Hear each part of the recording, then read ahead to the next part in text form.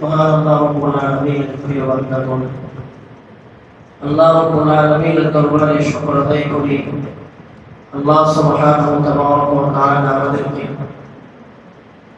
মাসের মধ্যে সর্বশ্রেষ্ঠতম মাস রমজান মাস, দিনের মধ্যে শ্রেষ্ঠতম মাস, শ্রেষ্ঠতম দিন জুমার দিন, মাখলুকের মধ্যে সর্বশ্রেষ্ঠ মাখলুক মানুষ হিসেবে সর্বশ্রেষ্ঠ ধর্ম ইসলামের অনুসারী করে আল্লাহ মহান হুকুম নামাজ, এর মধ্যে জুমার নামাজ আল্লাহ তাআলা আমাদেরকে আসার বসার তৌফিক দিয়েছেন। এজন্য শুকর আদায় করে বলি আলহামদুলিল্লাহ। ধীরে ধীরে দেখতে দেখতে আমাদের কাছ থেকে রমজান মুবারক বিদায় হয়ে গেল, আর অল্প কিছু সময় আমাদের আছে। রমজান বিদায় হতে যাচ্ছে, আমরা কে কতটুকু রমজানে সিয়াম সাধনা করতে পারছি আল্লাহই ভালো জানেন, এবং নিজেরাও নিজেদের ব্যাপারে জানি যে আমি কতটুকু সাধনা করতে পারছি, আমি আল্লাহর কাছে কতটুকু চাইতে পারছি, কতটুকু দিতে পারছি, এটা আমি নিজে বুঝতেছি। আমরা বর্তমান আজকে যে শুক্রবার, এই শুক্রবারকে বাংলাদেশে রমজানের শেষ জুমাকে বলা হয় জুমাতুল বিদা। জুমাতুল বিদা এটা শরীয়তের কোনো পরিভাষা না। কোরআন ও সুন্নাতে জুমাতুল বিদা নামে এরকম কোনো বিধান পাওয়া যায় না। শরীয়ত বড় আত্মমর্যাদাওয়ালা একটা ধর্ম। ইসলামের একটা বিধিবিধান যেটাকে আমরা শরীয়ত বলি, এটা অনেক আত্মমর্যাদা সম্পন্ন। শরীয়ত এটা এলাও করে না যে শরীয়তের মধ্যে নতুন কিছু ঢুকবে নতুন নামে, এটা শরীয়ত এলাও করে না। কারণ আমাদের শরীয়ত অনেক আত্মমর্যাদাওয়ালা। কিন্তু যদি শেষ জুমা অর্থাৎ রমজান মাসের শেষ জুমা যদি কেউ বলি, উপলব্ধি হিসেবে কারো কাছে কারো ভিতরে উপলব্ধি হিসাবে যদি কেউ এটাকে বলে যে বিদায় জুমা অর্থাৎ রমজান মাসের শেষ জুমা, জুমা তো প্রতি সপ্তাহে আসবে, কিন্তু রমজানের জুমাগুলো একটু সিগনিফিকেন্স তাৎপর্যময়, আলাদা তাৎপর্য বহন করে, সব দিক থেকে আলাদা তাৎপর্য বহন করে। এই জন্য রমজানের এই জুমাগুলোকে যদি কেউ আলাদাভাবে দেখে তাহলে এটা বড় কোনো সমস্যা হবে না, কিন্তু মূল মশলা জানতে হবে। আমরা অনেকেই জানি মাসের মধ্যে সর্বশ্রেষ্ঠতম মাস রমজান, আর দিনের মধ্যে শ্রেষ্ঠতম দিন জুমার দিন। দুইটাই রমজান মাস আমরা এখন পাইতেছি, এবং এটা আজকেই শেষ। আবার এক বছর পরে আমরা হায়াত রাখলে পাইতে পারি। জুমার দিনের ফজিলত আপনারা সবাই জানি। রাসূল সাল্লাল্লাহু আলাইহি ওয়াসাল্লাম বলেছেন, মান গাসসালা ইয়াউমুল জুমআ, যে ব্যক্তি জুমার দিনে গোসল করবে, জুমার দিন কি করবে? গোসল করবে।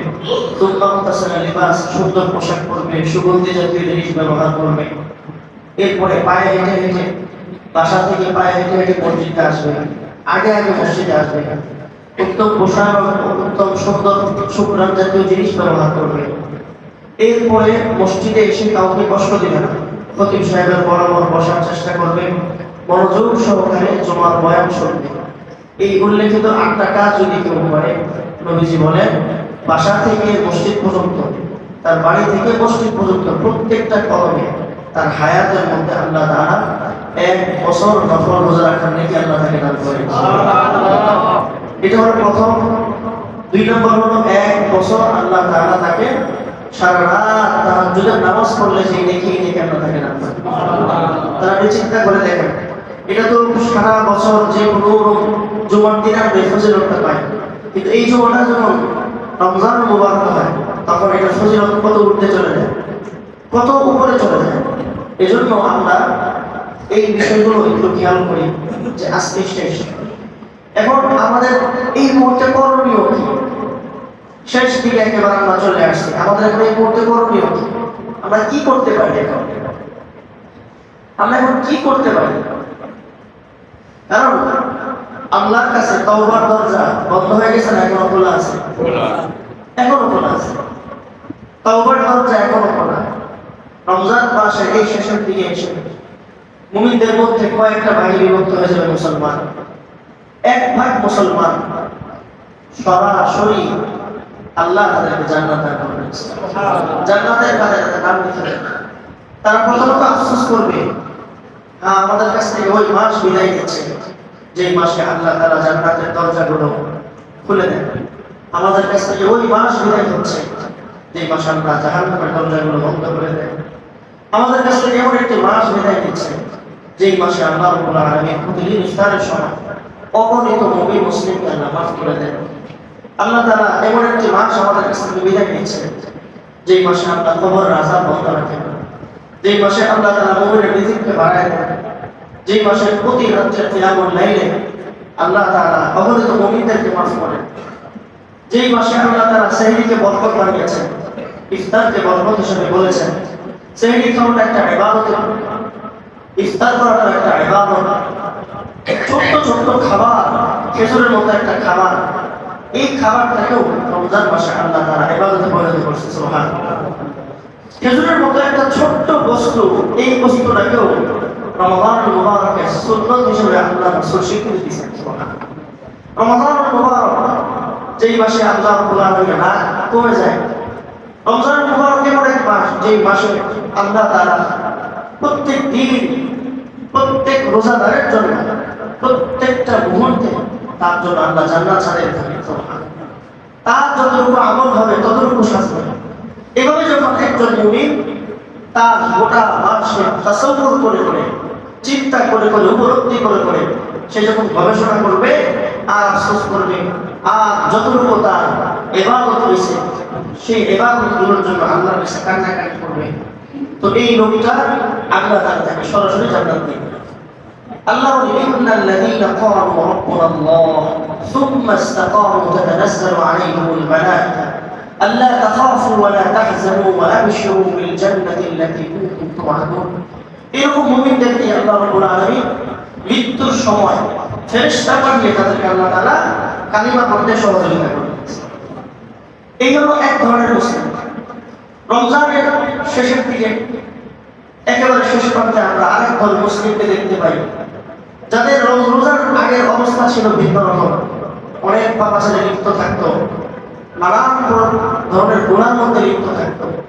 এরকম নানান প্রকার গুনার মধ্যে লিপ্ত থাকতে থাকতে যখন রমজান মাস এসে ঘটে গেছে, রমজান মাস এসে প্রবেশ করছে, এখন তার হালত চেঞ্জ হয়ে গেছে।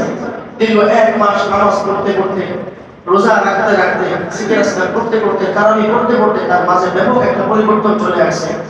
এরকম মুমিনদের জন্য আল্লাহ রাব্বুল আলামিন এই জাতীয় মুমিন যারা আছে তারাও লাভবান হয়ে যাবে, যে তারা প্রতিদিনের গুনাহের জন্য তারা এই পরিমাণ কান্নাকাটি করবে, এই পরিমাণ কান্নাকাটি করবে, করতে করতে করতে তারা অনেক উপরে চলে যাবে। সুবহানাল্লাহ। কিন্তু আরেক প্রকার মুমিন যারা আছে মুনাফিক, যারা রমজান মাসে ঢুকছে, ঢোকার পরে তাদের আমলের কিছু পরিবর্তন হয়েছে, কিন্তু চাঁদটা ওঠার পরে, চাঁদ যখন উঠে যাবে, চাঁদ ওঠার পরে তাদের আবার পূর্বের জীবনে সে ফিরে চলে যাবে, পূর্বের জীবনে সে চলে যাবে, সে আবার আগের মতো গুনাহে লিপ্ত হয়ে যাবে। চাঁদটা উঠবে, সাথে সাথে সেলুনের দোকানে চলে যাবে, সেলুনের দোকানে গিয়ে সে আবার রোজার আগের যে অভ্যাস ছিল দাঁড়িয়ে কেটে ফেলবে। সে নতুন নতুন আবার অনিসলামিক ইহুদি খ্রিস্টান কালচারের জামা কাপড় কিনবে। এখান থেকে চাঁদের সাথে সাথে সে তার বাসার ছাদে গিয়ে ব্যাকসাইড বাজাবে, জোরে জোরে গান বাজাবে, আর ঈদ মোবারক বলবে। প্রতি বছর কি এক নষ্টামি শুরু হয়, এই ঈদ মোবারক নামে একটা গান প্রত্যেকটা বছর এই মাগরিবের আজানের পরে চাঁদ ওঠে এই নষ্টামির সময়। না আমরা মুরব্বীরা কেউ কিছু বলি, না এলাকার প্রশাসন কিছু বলে, না রাষ্ট্রপক্ষ কিছু বলে, এগুলোকে একটা আমেজ বানায় দিচ্ছে, একটা ঈদের আনন্দ বানাইছে। আর এটা তো ঈদের আনন্দ না, ঈদের আনন্দ তো যে সারা রমজান কষ্ট করছে তার জন্য। এখন এই যে লোক এই নাচানাচি ফালাফালিগুলো করবে, সে আবার পূর্বের জীবনে ফিরে যাবে। এই লোকটার ক্ষেত্রে রাসূলুল্লাহ সাল্লাল্লাহু আলাইহি ওয়াসাল্লাম বলেছে, রমজান মাস যে পাইল, নিজেকে পরিবর্তন করতে পারলো না, নিজেকে জাহান্নাম থেকে বাঁচাতে পারলো না, ওর জীবন কি? ওর জীবনটা কি? ধ্বংস। এরাই হলো রাসূলের অভিশপ্ত প্রাপ্ত লোক, যারা ঈদের চাঁদ রাতে যারা এই সমস্ত নষ্টামি থেকে লিপ্ত হবে, স্পষ্ট সুস্পষ্ট ধরে রাখবেন, এরা হলো নবীজির বন্ধু আর সেই অংশীদার। নাউজুবিল্লাহ বলেন, এরা পড়ে যাবে সেদিন, এরা সেদিন পড়ে যাবে এই অভিশপ্ততার মধ্যে। এই 3 শ্রেণীর লোক বিভক্ত হবে। এক শ্রেণী শুরু থেকে আমল করছে, রমজানের আগেও আমল করছে, রমজানের মাঝেও আমল করছে, আবার রমজানের শেষে আয়সা আল্লাহর কাছে কান্নাকাটি করছে, সারা মাস ইবাদত আল্লাহর কাছে কবুলের জন্য দোয়া করছে। আরেক শ্রেণী কি, রোজার আগে তাদের জীবন খারাপ ছিল, রমজান মাসে তারা পরিবর্তন হয়ে গেছে, লম্বা সময় আমল করতে করতে ব্যাপক পরিবর্তন হয়ে গুনাহগার বান্দা আল্লাহর ওলিদের রূপ নিয়েছে। আর এই 3 নাম্বার শ্রেণীর লোকটা আছে যে চাঁদ ওঠার সাথে সাথে তার শয়তানি শুরু হবে, শয়তানের অনুসরণ শুরু হবে। সুনিশ্চিত ভাবে ধরে রাখবেন এই লোকগুলোই, এই মানুষগুলোই ভবিষ্যৎ। এরা জাহান্নাম বুঝতেছে না। আল্লাহ পবিত্র কোরআনুল কারীমে এই যে বলছে রাসূল জাহান্নাম থেকে বাঁচাইতে পারবো না, জাহান্নাম তো ভাই আমাদের নানার বাড়ি আর মামার বাড়ি না।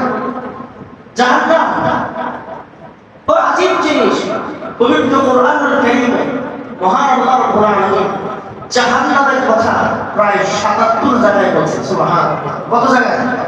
৭৭ জায়গায়। ৭৭টা জায়গায় আল্লাহ জাহান্নামের কথা কেন বললেন? যে বান্দা জাহান্নাম কিন্তু সহজ জিনিস না। শুধু এই জাহান্নাম বোঝানোর জন্য দুনিয়াতে আল্লাহ তাআলা আগুন আমাদের চোখের সামনে নমুনা রাখছেন। আগুনকে এই পরিমাণ আল্লাহ তাআলা প্রয়োজনীয় বানাই দিয়েছে। আমাদের জীবনের দৈনন্দিন অনেক কাজে আমাদের আগুনের ব্যবহার, কতগুলো কাজে আমাদের আগুনের ব্যবহার হয়। যদি সকাল থেকে রাত পর্যন্ত একটু গবেষণা করে চিন্তা করেন, আমাদের জীবনে আগুন এই পরিমাণ প্রয়োজনীয় জিনিস। এত কাছে আগুন আল্লাহ কেন রাখলেন, এত প্রয়োজন কেন বানাই দিলেন?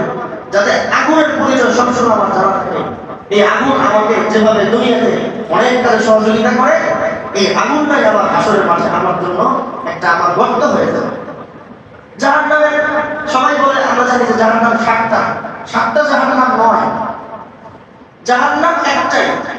জাহান্নামের স্তর হলো 7টা, জাহান্নামের দরজা 7টা, 7টা জায়গা আছে জাহান্নামে। এগুলোর আবার অনেক প্রকার আছে, এগুলোর মধ্যে আবার ক্লাসিফিকেশন আছে। জাহান্নাম লাওয়ামা, সাঈদ, গাশিয়া, এরকম অনেকগুলো 7টা নাম আছে। এগুলো বলতে গেলে সময় চলে যাবে। এই যে জাহান্নাম থেকে আল্লাহ কেন বাঁচাইতে বলছে? জাহান্নামের এক একটা সেট আল্লাহ যে বলছে ওয়াইলুল লিকুল্লি হুমাযাতিল লুমাযা আল্লাযী জামা'a মা'লাহু ওয়া 'আদ্দাদা ইয়াহসাবু আন্না মা'লাহু আখলাদা কাল্লা লায়ুনবাযান্না ফিল হুতামা। এই হুতামা নামে একটা জাহান্নাম আছে। এই হুতামা এখানে যাবে কারা? এখানে যাবে ওই সমস্ত লোক যারা আল্লাহকে ভুলে গেছে। নাউযুবিল্লাহ বলে, যারা আল্লাহকে কি এই চাকরিতে যারা ভুলে যাবে, যারা আল্লাহকে ভুলে যাবে, পৃষ্ঠ প্রদর্শন করবে, আল্লাহর বিধিবিধান দেখার পরে তারা নিজেরা ভুলে যাবে, তাদেরকে হুতামাতে দেওয়া হবে। হুতামার শাস্তি কেমন? যে চামড়ার উপরে যদি আঘাত দেয়, কলিজার মধ্যে গিয়ে বাজে। সুবহানাল্লাহ। আল্লাহ আমাদেরকে জাহান্নাম থেকে বাঁচায় দেন, বলেন না আমিন। জাহান্নাম বড় ভয়াবহ জায়গা, যে জাহান্নাম থেকে বাঁচতে পারলো না সে শেষ। ফারিকুন ফিল জান্নাহ ওয়া ফারিকুন ফিস সাঈদ। কেউ হয়তো জাহান্নামে যাবে, না হলে তো সাঈদে চলে যাবে। ফামান যুহজিহা আনিন নার ওয়া উদখিলাল জান্নাতা ফাকাদ ফাজ। হাসরের মাঠে প্রকৃত বিজয়ীকে, প্রকৃত বিজয়ী মুসলমানকে, সফল মুসলমানকে আল্লাহ কোরআনে বলেন হাসরের মাঠে প্রকৃত আসল বিজয়ী মুসলমান হলো, বীর মুসলমান হলো যে নিজেকে জাহান্নাম থেকে বাঁচায়া জান্নাতের উপযোগী বানাইছে। আল্লাহ আমাদেরকে জান্নাত বোঝার তৌফিক দান করেন, জাহান্নাম থেকে বাঁচার তৌফিক দান করেন। এজন্য ভাই আমাদের এই শেষ সময় এখন আমাদের যেটা করা দরকার সেটা হলো সারা মাস যে আমলগুলো করছি, এই আমলগুলো যেন আল্লাহর কাছে কবুল হয়। এই কবুলের জন্য আল্লাহর কাছে বেশি বেশি দোয়া, বেশি বেশি কি করা হয়? আর তওবা ইস্তিগফারের দ্বারা বান্দার দাম আল্লাহর কাছে হয়। তওবা ইস্তিগফারের দ্বারা বান্দার দাম কি করে ভাই? এখনো যদি সারা মাসে কেউ গুনাহ করে থাকে, এই রমজান মাসে যদি কেউ সারা মাস ধরেন অনেকের অনেক গুনাহ হয়েছে, যত ধরনের গুনাহ হয়েছে, রমজান মাসে আমরা বাহিরে ঘোরাঘুরি যারা করছি, অনেক গুনাহ হতে পারে, মার্কেটে ঘোরাঘুরি করছি, এই সকল গুনাহের কারণে যদি আমরা তওবা করি, আল্লাহ তাআলা বলেন আস্তাগফিরু রাব্বাকুম সুম্মা তুবু ইলাইহি يمتعكم متاعا حسنا إلى أجل مسمى ويؤتي كل ذي فضل فضلا وإن تولوا فإني أخاف عليكم عذاب يوم كبير الله رب العالمين বলেন আস্তাগফিরু রাব্বাকুম হে আমার গোলামেরা শোনো ইস্তাগফিরু রাব্বাকুম তোমাদের গুনাহের জন্য আমি আল্লাহর কাছে ইস্তিগফার করো আমাদের গুনাহের জন্য কার কাছে ইস্তিগফার করব আবু জলে বলি কার কাছে ইস্তিগফার করব ইস্তিগফার মানে হলো ক্ষমা চাওয়া ইস্তিগফার মানে হলো মাফ চাওয়া গতকালকে রাতে আরেকটা তথ্য পেলাম এক আজীব কথা পেলাম কিতাবের মধ্যে আছে বান্দা যখন নামাজ পড়ে খুব খেয়াল করুন আমরা যখন পাঁচ ওয়াক্ত নামাজ পড়ি নামাজের পর সালাম ফিরাবার পরে প্রথম শব্দটা আমরা কি পড়ি এক হাদিসের মধ্যে আল্লাহু আকবার আর এক হাদিসের মধ্যে আস্তাগফিরুল্লাহ কয়বার কতবার জোরে বলি কতবার তিনবার ইবাদতের পরে কেন ইস্তিগফার গোটা ইবাদতটাই তো আল্লাহর জন্য তাহলে ইবাদতের পরে আবার কেন ইস্তিগফার আল্লাহু আকবারের ব্যাখ্যাটা একটু শুনেন রাসূলুল্লাহ সাল্লাল্লাহু আলাইহি ওয়াসাল্লামের নামাজের পরে সকল সাহাবীরা যখন একসাথে মসজিদ থেকে বের হতো তখন সাহাবীরা জোরে জোরে আল্লাহু আকবার বলতে বলতে বের হতো এটা এক হাদিসে পাওয়া যায় এজন্য হাদিসের মধ্যে আছে নামাজ যখন শেষ হবে তখন যে আল্লাহু আকবার বলবে এটা কখন বলবে কোন জায়গায় বলবে এটা নিয়ে হাদিসে অনেক লম্বা আলোচনা আমরা যতটুকু গবেষণা করলাম নামাজের পরে প্রথম শব্দ হবে আস্তাগফিরুল্লাহ এটা আমাদের দলিল অনুযায়ী আর আল্লাহু আকবার হবে মুসলমান যখন মসজিদ থেকে আল্লাহুম্মা ইন্নী আসআলুকা মিন ফাদলিক বলে বের হবে নামাজ থেকে পরিপূর্ণ ফারিগ যখন হয়ে যাবে তারপরে ফরজ সুন্নাত ওয়াজিব নফল শেষ করার পর যখন জায়গা থেকে উঠবে তখন বলবে আল্লাহু আকবার বলতে বলতে বের হতে থাকবে তার মানে আমার ইবাদত শেষ এখন আমি বাইরে বের হব কাজের উদ্দেশ্যে না বাড়ির উদ্দেশ্যে তখন আল্লাহ বড় এই কথা বলতে বলতে ঘর থেকে বের হব সুবহানাল্লাহ বলে না এই কথাটা বলতে বলতে মসজিদ থেকে বের হব এটা হলো এক ব্যাখ্যা আর নামাজের শেষে আস্তাগফিরুল্লাহ বলেন সবাই এটা হলো কি আরেকটা ব্যাখ্যা এজন্য নামাজের পরে কেন ইস্তিগফার ইবাদতের পরে ইস্তিগফার এজন্য করবে তোমার ইবাদতের মধ্যে অনেক ভুল হতে পারে তাই ইবাদতের পরে ইস্তিগফার করার দ্বারা ইবাদতের কোয়ালিটি আল্লাহর কাছে বেড়ে যায় সুবহানাল্লাহ তার মানে যদি আমি প্রতিদিন রোজা রাখি রোজা রাখার পর ইফতারি করার সময় আমি কি বলবো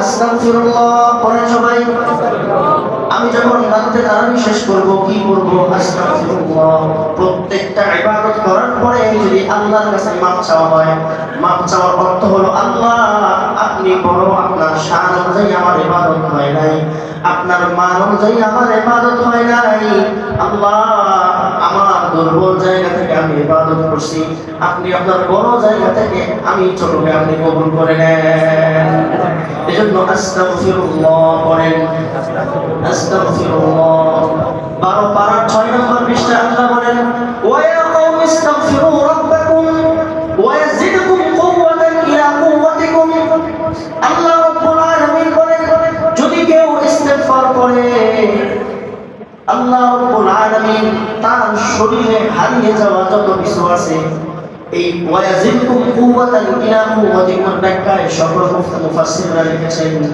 এখানে কুওয়াত মানে হলো শক্তি শরীরের যত শক্তি যত জায়গায় খরচ হয়ে গিয়েছে মহান আল্লাহ রাব্বুল আলামিন তার সকল শক্তি হয়তোবা ফিরিয়ে দিবেন সুবহানাল্লাহ আর যদি তার শক্তি ফিরে না আসে তার মাকাম তার মর্যাদা আল্লাহ বাড়ায় দিবেন ওয়া ইয়াজিদকুম কুওয়াতান ইলা কুওয়াতিকুম ইস্তিগফার করলে চোখের জ্যোতি আল্লাহ বাড়ায় দিবেন যদি কারো কমে যায় কিডনির ধারণ ক্ষমতা যদি কারো কমে থাকে সে যদি ইস্তেগফার করে তার কিডনির ধারণ ক্ষমতা বেড়ে যাবে।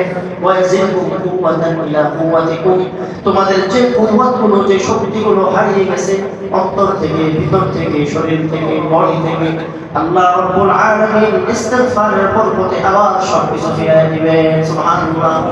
সূরাতুল নূহ আল্লাহ বলেন ফাকুল তাস্তাগফিরু রাব্বাকুম, হে আমার গোলামেরা, গুনাহের জন্য আল্লাহর কাছে ইস্তেগফার করো। ইন্নাহু কানা গফফারা, আল্লাহ বলে আমি গফফার, আমি ক্ষমা করার জন্য বসে আছি। বান্দা তুমি ক্ষমা চাও, আমি ক্ষমা করে দিব। সুবহানাল্লাহ। মহান আল্লাহ রাব্বুল আলামিনের হাবিব রাসূলুল্লাহ সাল্লাল্লাহু আলাইহি ওয়াসাল্লাম বলেন, কোন উম্মতের গুনাহ যদি আসমান জমিন বরাবর হয়ে পড়ে, সাগরের ফেনা বরাবর হয়ে যায়, তার গুনাহ যদি আসমান স্পর্শ করে ফেলে, আর ফাকুল তুস্তাগফিরু রাব্বাকুম, আর সেই গোলাম যদি আল্লাহর কাছে ইস্তেগফার করে, আল্লাহ রাব্বুল আলামিন তাকে মাফ করতে বিন্দুমাত্র সময় দেয় না।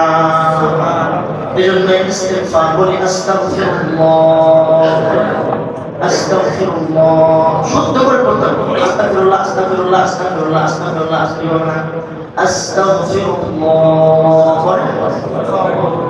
শুদ্ধ করে পড়তে হবে। আস্তাগফিরুল্লাহ। যখন এটা করবো তখন চোখ থাকবে কোলের দিকে, কোলের দিকে তাকায় তাকায় নিজের সবগুলো গুনাহ মনে করে বলবো আস্তাগফিরুল্লাহ। পারলে 2-4 ফোঁটা চোখের পানিগুলো ছেড়ে দিব। তাহলে আমাদের রমজানের শেষ মুহূর্তের প্রথম কাজ হলো ইস্তেগফার। প্রথম কাজ কি? 2 নম্বর তাওবা। 2 নম্বর কি ভাই? সারা রমজানে তো তাওবা করেছি, ইস্তেগফার করেছি, একেবারে শেষ মুহূর্তে চলে এসেছি। এখন তাওবা ইস্তেগফারের দ্বারা সবগুলো আমল আল্লাহর কাছে মঞ্জুর করায় নিব। সুবহানাল্লাহ। করায় নিব, মঞ্জুর। আল্লাহ যদি নিতে না চায়, ওনার কাছে আমরা কি করবো? বারবার দরখাস্ত করবো, আল্লাহ কবুল করেন। আল্লাহ ভাই বাবা, আমি গত রাতে করছি, একটা আমল যদি আল্লাহ কবুল করে, একটা আমল, এক আমলের ওসিলা আল্লাহ তার জান্নাত দিয়ে দেন। সুবহানাল্লাহ। এক আমল যদি আল্লাহ নেয়, একটা আমল যদি আল্লাহ নেয়, আল্লাহ তার মাফ করে। অসংখ্য ঘটনা হাদিসে পাওয়া যায় যে অনেক ইবাদত সারা জীবন করছে, আল্লাহ কোনোটাই পছন্দ হয় না, একটা পছন্দ হয়েছে, ওই এক আমলের ওসিলা আল্লাহ তার মাফ করে। দুনিয়ার জীবনও আমরা সূরা কাহফ যে পড়তেছি, সূরা কাহফ, আমরা চাইলে সূরা কাহফের তাফসীর শোনাবো ইনশাআল্লাহ আপনাদেরকে। সূরা কাহফের মধ্যে এই কাহফের গুহার পাশে ঘর রাখছেন না, গুহার মধ্যে কয়জন আটকা পড়ছিল? আরে বলেছে বড় 3টা যুবক আটকা পড়ছিল না? 3 যুবক আটকা পড়ার পরে ওই 3 যুবক যে আল্লাহর কাছে দোয়া করছে, কিসের ওসিলায় দোয়া করছে? আমলের ওসিলায়। ভালো আমল। কোন আমল? যে আমলটা সে আল্লাহর জন্য করছে। সুবহানাল্লাহ বলে। এজন্য সারা রমজানে যত আমল করছি, অনেক সময় আমল করার সময় আমাদের অন্তরে রিয়া কাজ করে, লৌকিকতা কাজ করে, মানুষকে দেখানোর কাজ করে। আমরা অনেক সময় যখন দান করি, আমাদের অবস্থাটা এরকম। আমি যদি 5,000 টাকা দান করি, এই 5,000 টাকা দান করার সময় ওই সময়টা আমার অন্তরে রিয়া আসতে পারে যে আমাকে মানুষ দানবীর বলবে, আমাকে মানুষ টাকাওয়ালা বলবে, অনেক ভালো বলবে। ওই সময় ওই চিন্তাটা আসতে পারে। তাই ওই চিন্তার জন্য বড় ইস্তেগফার করতে হবে। বুঝছেন কথা কি? বুঝতে পারছেন ভাই? যখন আমি দান করলাম তখন আমার অন্তরে রিয়া ছিল, লৌকিকতার ভাব ছিল। রিয়া এটা হলো শিরক। রিয়া কি?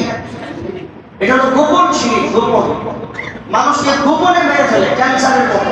ক্যান্সার শরীরে বাসা বাঁধে, দেখা যায় না। রিয়া এমন একটা গুনাহ, এমন একটা শিরক, এটা গোপনে মানুষকে ধ্বংস করে ফেলে, মানুষ টেরও পায়। আমি অনেক বছর পর ভাই দেখছি, আয়সা আমার টাকাটা নিয়ে বলে, এই অমুক কই, অমুক কই, এই এদিকে এসো, এই আমার নামে 5,000 টাকা লেখো, আমার নামে লেখো, এটা লেখো। এইগুলো হলো রিয়া। এটা কি ভাই? কেন ভাই? গোপনতা দেওয়া যায়। আপনি গোপনে এসে নিয়ে নেন, যেটা হবে। আমি আপনাকে একবার শুনেছিলাম, যারা একবার বাসায় গেছি, বলতেছে এই হুজুরের 3 নাম্বার ওমরার পানি থেকে 1 গ্লাস জমজমের পানি। কয় নাম্বার? 3 নাম্বার যে ওমরার বোতল আছে, ওই বোতল থেকে 1 গ্লাস জমজমের পানি হুজুরে খাওয়া। এটা মানেটা কি বলেছে বলতো? কয় নাম্বার আছে? 3 নাম্বার। গোপন রিয়া, গোপন রিয়া। দরকার ছিল কথা বলা, এটা করছে যে কয়বার কে জানে? আল্লাহ জানে না, আমরা দেখছি না। রিয়া মানুষকে ধ্বংস করে দেয়। এই জন্য এই রমজানের শেষ দিকে অনেকে দাবি করতে পারে হয়তো এই নিয়তে যে আসছিল মসজিদে, এখন মানুষ ইয়ে করবে যে আমার নামাজই বলবে, আমি যে বাসায় বসে থাকি যদি নামাজ না পড়ি তাহলে তো মানুষ খারাপ করবে। জুমার দিন অনেক মুসল্লিরা মসজিদে আসে শুধু এই চিন্তা করে জুম্মাটা যদি না পড়ি মানুষ কি বলবে, লোকে কি বলবে, এরকম চিন্তা করে অনেক মুসল্লিরা মসজিদ সারা সপ্তাহ করলাম না, আজকেও যদি না যায় মানুষ কি বলবে। তার মানে আজকে আসছে তার জন্য আল্লাহ, মানুষ কি বলবে, আজকে আসছে কার জন্য, মানুষ কি বলবে। এটা হলো গোপন শিখ। হাসরের মাঠে আল্লাহ রাব্বুল আলামিনের সামনে যখন এই লোকটাকে দাঁড় করানো হবে, সুহকান লিমান বাইনা ওয়া মিন বা'দ, সরে যাও, যার কাছ থেকে সম্মান নেওয়ার আশায়, যার কাছ থেকে সম্মান নেওয়ার আশায় করছো, দুনিয়াতে সেটা পাওয়া গেছে, আমার কাছে কোনো অংশ নাই। নাউজুবিল্লাহ বলেন। এজন্য ইবাদতের ক্ষেত্রে গোপনীয়তা রক্ষা করা এটা গুরুত্বপূর্ণ বিষয়, খুবই গুরুত্বপূর্ণ বিষয় গোপনীয়তা রক্ষা করা। সর্বোচ্চ গোপন থাকার চেষ্টা করবো বলে ইনশাআল্লাহ। সর্বোচ্চ গোপন। আমি এমন মুসলমান ভাই দেখছি খাওয়ায় কাউরে বলে না, সাদকা করে কাউকে বলে না, দান করে কাউরে বসতেই দেয় না, সেটা আমি করছি। আমি একবার একটা রাস্তা দিয়ে হাঁটতেছি ব্রিজের উপর দিয়ে, আমার একবার হুজুর এই যে 100 টাকা ওই যে ফকিরটা বসে আছে দাঁড়িয়ে দেয়, আমার দিয়ে সে না চলে গেছে। পরে আমি বলছি ভাই আপনার এক ভাই দিচ্ছে। আমি চিন্তা করলাম আল্লাহু আকবার করে একটা উসিলা আমাদের মাফ করে দিতে পারে, সুবহানাল্লাহ বলেন। আমাদের দিয়ে বলতেছে যে ওই যে ভিক্ষুক 100 টাকা দিয়ে দেন ব্রিজের ফুট ব্রিজের উপরে, আমি বৈরব পার হইতেছিলাম দিছে আমার ওই তার 100 টাকা দেয়। আমি চিন্তা করি লোকের ইখলাস কত করে, ভিক্ষুক যেন না জানে সে 100 টাকা দিচ্ছে।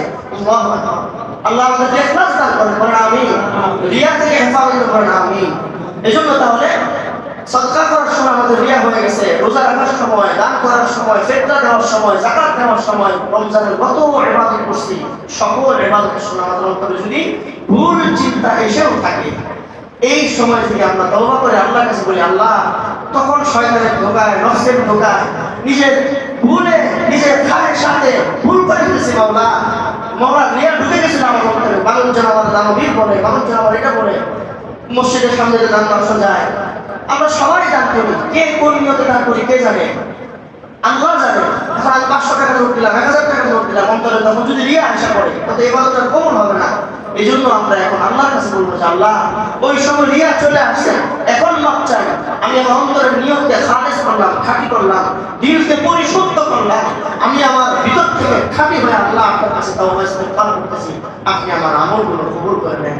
আল্লাহ যদি কবুল করে, এক আমলের উসিলায় আল্লাহ আমাকে জান্নাত দিয়ে দিবেন না, আল্লাহ দিয়ে দিবে। আর সারা জীবনের কোনো আমল যদি আল্লাহ না দেয় তাহলে আমাদের কোনো কিছু পারে। আল্লাহ যদি আমল বলতে না এই পছন্দ হয়, আশ্চর্য। আল্লাহু আকবার। সূরা ইনফিতারের মধ্যে আল্লাহ বলেছে আলিমাত নাফসুম মা কদ্দামাত ওয়া আখারাত। হাসরের মাঠে আল্লাহ রাব্বুল আলামিন বান্দারে উঠায় তাকে সামনে আনবে, বলবে উনদুর ইলাল ইবাদাত, দাঁড়া এখানে দাঁড়া, দেখ ইবাদত দেখ, দেখ তোর রুকু দেখ, উনদুর ইলাল রুকু ইলাল সিজদা ইলাল ইবাদাত, তুমি তোমার সব ইবাদত দেখো। বান্দার সামনে আইনা ভিডিও ক্লিপের মতো দেখানো হবে, সে তার রুকু দেখবে, তার সিজদা দেখবে, তার ইবাদত দেখবে, তার দান দেখবে, তার সাদাকা দেখবে, সব দেখবে। কিন্তু এটাও দেখবে, সে দেখবে আমি যখন রুকু করতেছি আমার মনে চিন্তা চলে আসে, আমার মানুষ বলতেছে ওহ কত লম্বা সিজদা দিছে রে, মানুষজন আমার মনে কত লম্বা সিজদা, আমার কত লম্বা সময় দাঁড়াতে আমি যখন নামাজ পড়তেছি, কত লম্বা সময় আমাদের মানুষ, আমি 5 লাখ টাকা দিছি, মানুষ আমার বলে ওহ বাহ বাহ নবী নবী। এই সব আলিমাত নাফসুম মা কদ্দামাত ওয়া আখারাত, তার সামনেও দেখবে, পিছনেও দেখবে, ইবাদতের সব কিছু। বলেন আল্লাহু আকবার। সেদিন সব দেখবে, সে তার নজরে নজর দেখবে। এক একটা ভিক্ষুকে আমরা যাকাতের শাড়ি দেওয়ার আগে মাইকিং করি, যাকাতের লুঙ্গি দেওয়ার আগে মাইকিং করতেছি, ফেতরা দেওয়ার আগে মাইকিং করি, আগামীকাল সেই দেওয়া হবে সেই দেওয়া হবে। এগুলো কি লৌকিকতা নয়? কি বলেন ভাই, এগুলো লৌকিকতা না? আল্লাহ বুঝদান করেন, লৌকিকতা থেকে আল্লাহ হেফাজত করেন, লৌকিকতা থেকে আল্লাহ হেফাজত করেন না। আমি বলেন আমি দোয়া করতেছি, আমি বলেন আল্লাহ বুঝদান করেন। এই জন্য এই রিয়া সবচেয়ে মারাত্মক, রিয়া থাকলে ইবাদত কবুল হয় না।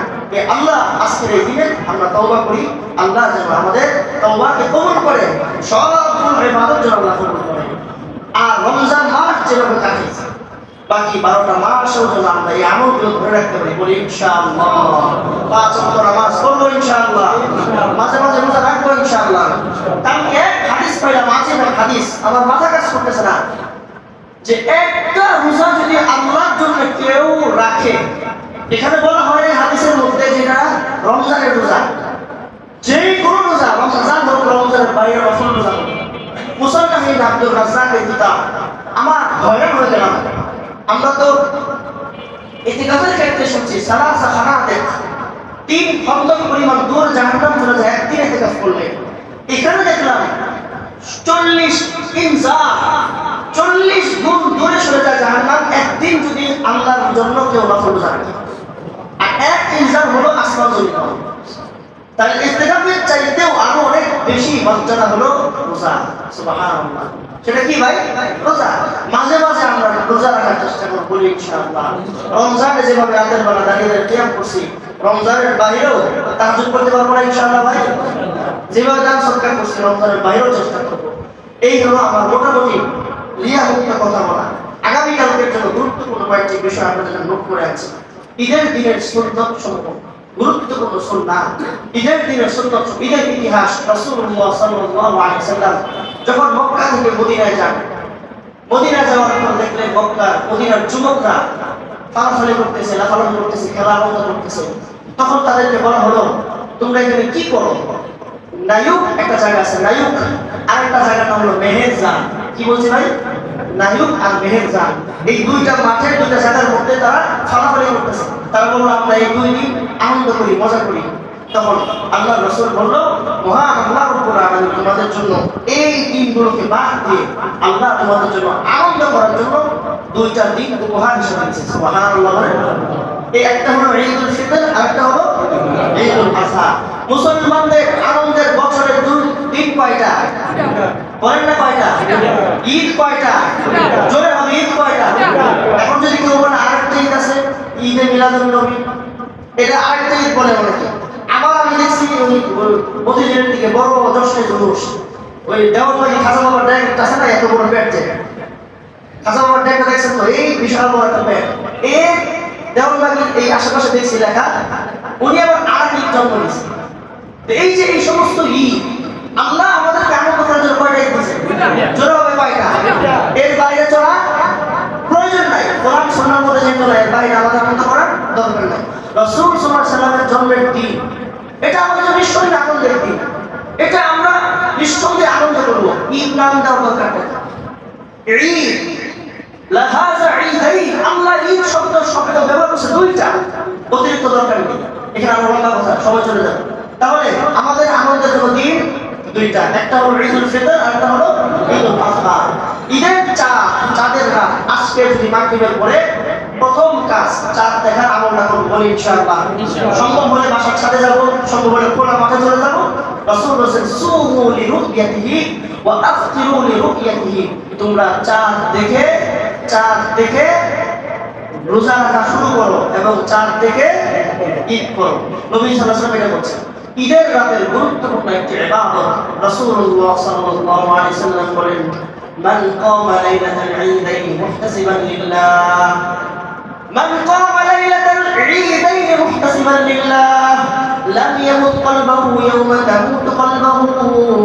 রাসূল সাল্লাল্লাহু আলাইহি ওয়াসাল্লাম বলেন, 2 ঈদের রাতে যে ইবাদত করবে, ওই ঈদের রাতে, ঈদুল আযহা রাতে এবং ঈদুল ফিতরের রাতে যদি কেউ ইবাদত করে, আল্লাহ রাসূল বলেন আল্লাহ তাআলা তার অন্তরকে কখনো মরে দিবে না, মরে যাবে না, তার অন্তর কখনো মরে যাবে না। তার মানে অন্তর কখনো মরে যায়, গুনাহ করতে করতে অন্তর মরে যায়। যদি চতুর্দিক থেকে ফিতনাময় পরিবেশ চলে আসে, চতুর্দিক থেকে যদি ফিতনাময় পরিবেশ আসে, বুঝার জন্য বলতেছি, 10 জন বন্ধু স্কুলের হোস্টেল রুমে থাকে একসাথে, 9 জন মদ্য হয়ে গেছে, 9 জন নেশাখোর হয়ে গেছে, 9 জন খারাপ কাজে লিপ্ত হয়ে গেছে। লাম ইয়ামুতু কলবুহু ইয়াওমা তামুত, যখন সব মানুষের হৃদয় পচে যাবে, সকল মানুষের অন্তর যখন নষ্ট হয়ে যাবে, ওই ঈদের রাত্রে আমলকারীকে আল্লাহ তাআলা তখন মানসিকভাবে চাঙ্গা রাখবে। সুবহানাল্লাহ বলেন। তার হৃদয় কখনো মরবে না, সে কখনো মুনাফিকে লিপ্ত হবে না, তাকে কখনো শয়তান গ্রাস করতে পারবে না। এই হলো এক নাম্বার ফজিলত।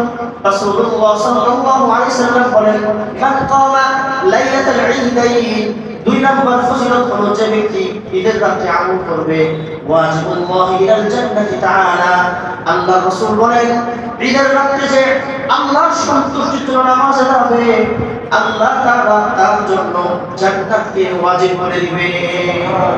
এত আছে সুবহানাল্লাহ, এত আছে সুবহানাল্লাহ বলেন। আল্লাহু সুবহানাল্লাহ। জান্নাতে একটা গাছ লাগছে, আবার সুবহানাল্লাহ বলেন। আরেকটা গাছ লাগছে, একবার সুবহানাল্লাহ জান্নাতের গাছ লাগছে। এখন সমস্যা আমরা জান্নাতে বুঝি না। 5 পর্ব থেকে 6 পর্ব ইনশাআল্লাহ জান্নাতের বর্ণনা করব। 6 জুমা পর্যন্ত জান্নাতের উপর ইনশাআল্লাহ। কত হাদিস, প্রায় 1750 উপরে হাদিস হলো জান্নাতের বিবরণ, প্রায় 800 উপরে আয়াত কোরআনে জান্নাতের উপরে। সুবহানাল্লাহ। 1000 উপরে আয়াত জান্নাত, 800 সরাসরি। এজন্য নবী বলেন একবার সুবহানাল্লাহ বললে জান্নাতে একটা গাছ লাগানো হয়, জান্নাতের প্রতিটা গাছের পাতার মধ্যে যেই ব্যক্তি সুবহানাল্লাহ পড়ছে তার নাম সহ তারিখ সহ সেখানে থাকে। সুবহানাল্লাহ বিহামদিহি। রাসূলুল্লাহ সাল্লাল্লাহু আলাইহি ওয়াসাল্লাম বলেন, মান ক্বালা সুবহানাল্লাহি মি'আতা মাররা, 100 বার যদি কেউ সুবহানাল্লাহ পড়ে আল্লাহ তাআলা তার জন্য জান্নাতে প্রাসাদ বানিয়ে দিবে। রাজপ্রাসাদ, কি প্রাসাদ বলেন? এই হলো কথা, লম্বা কথা। 2 নাম্বার, রাত জেগে ইবাদত করার কথা যে বললাম, 1 নাম্বার ফজিলত হলো তার অন্তর কখনো মরে যাবে না, মুনাফিক হবে না, তার আমল থেকে অনীহা হবে না। সবাই যদি বেনামাজি হয়ে পড়ে, সবাই যদি বেরোজগার হয়ে পড়ে, আল্লাহ তার অন্তরের মধ্যে আমলের নূর দিয়ে তাকে চাঙ্গা করে রাখবে। 2 নাম্বার হলো সে তার জন্য জান্নাত ওয়াজিব হয়ে যাবে। 3 নাম্বার, গোসল করা। ঈদের দিন অবশ্যই গোসল করা সুন্নাহ, মিসওয়াক করা সুন্নাহ, সুগন্ধি ব্যবহার করা সুন্নাহ। সকল হাদিস বলা সম্ভব নয়। নবী সাল্লাল্লাহু আলাইহি ওয়াসাল্লাম বলেছেন উত্তম পোশাক পরিধান করা। ঈদের দিন কি করা ভাই? উত্তম পোশাক, সুন্দর পোশাক পরা। তার মানে ঈদের জন্য নতুন কাপড় শক্ত নয়। গরিবদের চোখের সামনে বড় লোকরা দামি দামি কাপড় চোপড় কিনে যখন নিয়ে আসে, বিশ্বাস করেন মুসলমান ভাই, যেই গরিবদের চোখের সামনে দিয়া এত দামি দামি কাপড়, বিলাসী স্টাইল, স্মার্টনেস গুলো যখন কিনে আসে, গরিবরা যখন দেখে তাদের অন্তরে শব্দ আসে। যেই ধনী ব্যক্তি এই কাজটা করলো, সে যদি সঠিকভাবে যাকাত আদায় না করে, সে যদি সঠিকভাবে দান সৎকার না করে, এই আহটা তার জন্য জাহান্নামের কারণ হবে। নাউজুবিল্লাহ পড়ে। এজন্য ঈদের সময় এই বিলাসিতা, উচ্চ বিলাসী চিন্তা করে বড় বড় দামি দামি মার্কেট করা, এগুলো পরিহার করা উচিত আমাদের সমাজে। অপব্যয় ছাড়া এগুলো কিছুই না। প্রতিযোগিতা শুরু হয়ে যায়, স্বামী স্ত্রী ঝগড়া করা শুরু হয়ে যায় এই সমস্ত কাজের কারণে। এক ফ্ল্যাটের ভাবি বলে অমুক ফ্ল্যাটের স্বামী তার বউরে দিচ্ছে 40,000 টাকার কাপড়, তুমি আবার দিলে 20,000 টাকার কাপড়। ওই তো ভাবতাম না। ঈদের সময় এগুলো শুরু হয়। আল্লাহ আমাদেরকে বুঝদান করেন। উত্তম পোশাক পরিধান করা, তাকবীর বলা। ঈদের দিন রমজানে, ঈদুল ফিতরের ঈদের মাঠে আসার সময় আস্তে আস্তে তাকবীর পড়া সুন্নাহ, একেবারে মৃদু শব্দে না। কুরবানির ঈদের তাকবীর হবে জোরে, আল্লাহু আকবার, আল্লাহু আকবার, লা ইলাহা ইল্লাল্লাহ, আল্লাহু আকবার, আল্লাহু আকবার, ওয়ালিল্লাহিল হামদ। এই আওয়াজ একটু কম, আল্লাহু আকবার, আল্লাহু আকবার, লা ইলাহা ইল্লাল্লাহ, আল্লাহু আকবার, আল্লাহু আকবার, ওয়ালিল্লাহিল হামদ। এভাবে ঈদুল ফিতরে মাঠে যাওয়ার সময় আস্তে আস্তে কি বলবো ভাই? জোরে বলো ভাই, বলেন আওয়াজ করে না। রোজা রেখে সবাই কি হয়ে গেছে? তাহলে তাকবীর বলতে বলতে মাঠে যাওয়া, এটা গুরুত্বপূর্ণ বিষয়। আরেকটা গুরুত্বপূর্ণ সুন্নাত হলো ঈদের মাঠে এক রাস্তা দিয়ে যাওয়া, আরেক রাস্তা দিয়ে আসা সুন্নাত। এখন ঢাকার শহর তো সিপাসাপা বলি, অভাব নাই আলহামদুলিল্লাহ। যদি মাত্র এই মসজিদে আসবেন, এখন তো আমাদের রোড একটা, এখানে 2টা সুন্নাত হতে পারে। একটা হলো আমরা আসবো এই গেট দিয়ে, বাইরে ওই গেট দিয়ে, এটা হতে পারে এক সুন্নাত, কারণ যেহেতু আমাদের রাস্তা নাই। আরেকটা হতে পারে এই রোডে যারা ডান পাশ দিয়ে আসবে, যাওয়ার সময় তারা এই পাশ দিয়ে যাবে, আসবেন ওই রাস্তা দিয়ে। একটা রাস্তা 2 পাশ না, ডান পাশ বাম পাশ না, তাহলে ওই পাশ দিয়ে আসলেন মসজিদে, যাওয়ার সময় এই পাশ দিয়ে গেলেন। সুন্নাত চিন্তা করেছে নবী যেটা বলছে, এক রাস্তায় আসা সুন্নাত, আরেক রাস্তায় যাওয়া সুন্নাত। আমাদের তো বড় কোনো মাঠও নাই, বড় কোনো রোডও নাই, তাই রাসূল সাল্লাল্লাহু আলাইহি ওয়াসাল্লামের কথার উপর আমল করার জন্য একই রাস্তা, আসার সময় ডান পাশ এই পাশ দিয়ে আসলাম, যাওয়ার সময় এই পাশ দিয়ে গেলাম। পারবো তো ইনশাআল্লাহ ভাই? আর যদি সম্ভব হয় এই দিকতে যাই, এই দিকতে বেরোয় একটা ঘোরা নিয়ে যাবো। আল্লাহ আমাদেরকে আমল করার তৌফিক দান করেন। সাদকাতুল ফিতর আদায় করে অবশ্যই মসজিদে যাব। অনেকের হাতে এখনো সাদকাতুল ফিতর বাকি আছে, যারা আদায় করি নাই অত্যন্ত গুরুত্বের সাথে সাদকাতুল ফিতর আদায় করব। সাদকাতুল ফিতরের কাজা নাই, সাদকাতুল ফিতরের কি নাই?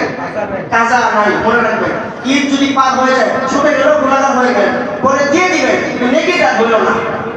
ওয়াজিব থেকে গেল, নেকি কিন্তু হলো না। এটাই বলনা যে পরে দিয়ে নেকি হবে, নেকি হবে না। আপনি দিলেন তো ওটা গরিবের কাছে চলে গেল। নামাজের আগে দেওয়াটা ওয়াজিব, নামাজের পরে দেওয়াটা আপনি নেকি থেকে কোটি কোটি টাকা নেকি বঞ্চিত হয়ে গেল, আদায় হয়ে গেল, নেকি কিন্তু আসবে না। এই জন্য যেমন কাজা অনেক ইবাদত আছে, যাকাত, এরপর হলো হজ। হজ আর যাকাত আজকে ফরজ হয়েছে, এখন ফরজ হয়েছে, 6 মাস ফরজ দেওয়া যায়, 1 বছর ফরজ, এই বছরের যাকাত আমি আগামী বছর দিতে পারবো। এই কাজের সুযোগটা আমার কাছে আছে। হজ ফরজ হয়েছে এই বছর, 3 বছর পরে করলাম, কাজা করার সুযোগ আছে, নেকি হয়ে যাবে। কিন্তু সাদকাতুল ফিতরের কোনো এরকম কাজা নাই। আগে যাওয়ার চেষ্টা করবো। 8 নাম্বার, পায়ে হেঁটে হেঁটে ঈদগাহে যাবো। পায়ে হেঁটে হেঁটে ঈদগাহে যাবো। হেঁটে হেঁটে যাওয়া সুন্নাত, হেঁটে হেঁটে আসা সুন্নাত।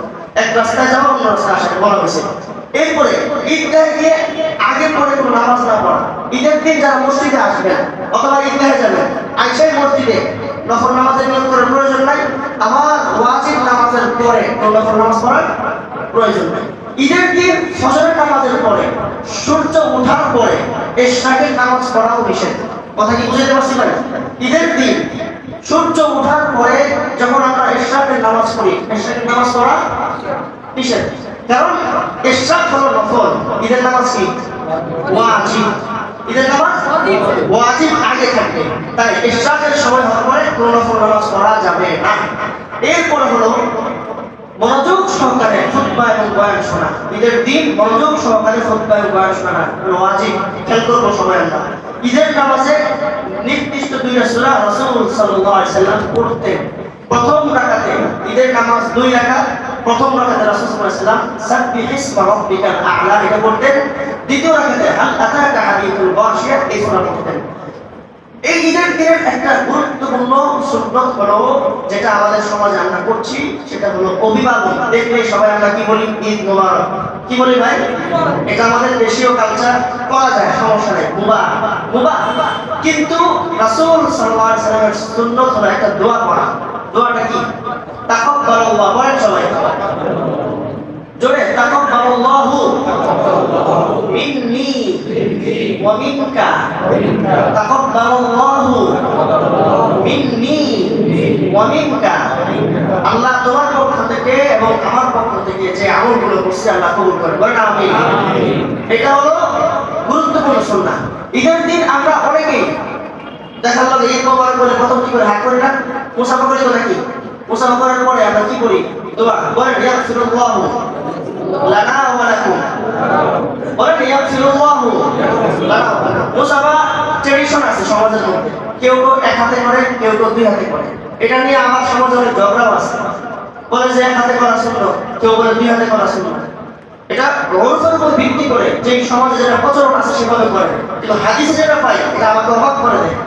অনেকে বলে যে 1 হাতে করা। আল্লাহ রাসূল সাল্লাল্লাহু আলাইহি ওয়াসাল্লাম হাত দিয়েছে, আব্দুল্লাহ ইবনে আব্বাস 2 হাত নয়। আব্দুল্লাহ ইবনে আব্বাস বলতেছে যে নবীজির 1 হাতে, নবীজির 2 হাতের মাঝখানে আমার 1 হাত। আচ্ছা এখন বলেন 2 হাতের মাঝখানে কয় হাত? এটা আহলে হাদিসের ফতোয়া। আহলে হাদিসে বলে 1 হাতে করা সুন্নাত। 2 হাতের মাঝখানে আমার কয় হাত? কয় হাত? কিন্তু 2 হাতে মুসাফা হতেছে কিনা? এটাই আদব। এটাই কি আদব? আল্লাহ হাদিসে বলতেছে 1 হাতে করতে হবে, 1 হাতে করাটাই উত্তম। 2 হাতের মাঝখানে তো 1 হাতেই থাকে। 2 হাতের মাঝখানে 2 হাত দেওয়া সম্ভব না। মুসাফা হবে 2 হাত, 1 হাত থাকবে ভিতরে আর 1 হাত থাকবে বাইরে। আমার 2 হাতের মাঝে তার 1 হাত, তার 2 হাতের মাঝে আমার কয় হাত? এটা হলো সুন্নাহ, আদব। এইগুলো যদি কেউ 1 হাতে করে বড় কোনো গুনাহ হয়ে যাবে না, বড় কোনো সমস্যা হয়ে যাবে না। আর যখন আমরা মুআরাকা করব, ঈদের দিন জড়ায় ধরি কিনা? শেষ কথা, জড়ায় ধরি না? জড়ায় ধরার পর অনেকে ভুল করে। ভুল করে কি? বাম দিক থেকে শুরু করে, এভাবে ধরে এইটা আর পাশের যে লোক তার একটা কাজ দিয়ে থাকবে এভাবে। বুঝছেন এই বিষয়টা ভাই? আমার এইটা যে আমার ধর্মে তার এই কাজে সে করবে। এটা প্রথম একবার করা সুন্নাত। কয়বার করা সুন্নাত? আমরা করি বাবা একটা একটা তিনবার, এভাবে না, একবার আল্লাহুম্মা জিদ বলেন, মুহাব্বতি লিল্লাহি ওয়া রাসূলিহি। এই জন্য নামাজের পর সম্ভব হলে কাঁধে কাঁধ মেলাবো, ভুঁড়ির সাথে ভুঁড়ি না, পেটের সাথে পেট না, কাঁধের সাথে কাঁধ একেবারে জড়ায় ধরে ধরা যায়, বন্ধু হিসাবে আনন্দ ফুর্তি করা যেতে পারে। সুন্নাহ হলো কাঁধের সাথে কাঁধ মিলবে, ভুঁড়ির সাথে ভুঁড়ি মিলবে না, বললে আবার এগুলো খায়ের সাথে ব্যাপার আছে, জড়ায় ধরলে চিন্তা খারাপ থাকতে পারে। এই জন্য তাদের সাথে কাঁধ মেলাবো, হালকা দূরের থেকে দোয়া করবো, আল্লাহুম্মা জিদ মুহাব্বতি ইলা রাসূলিহি, বাস শেষ। আল্লাহ আমাদের সকলকে আমল করার তৌফিক দান করুন। যারা সুন্নাত করে সুন্নাত করুন।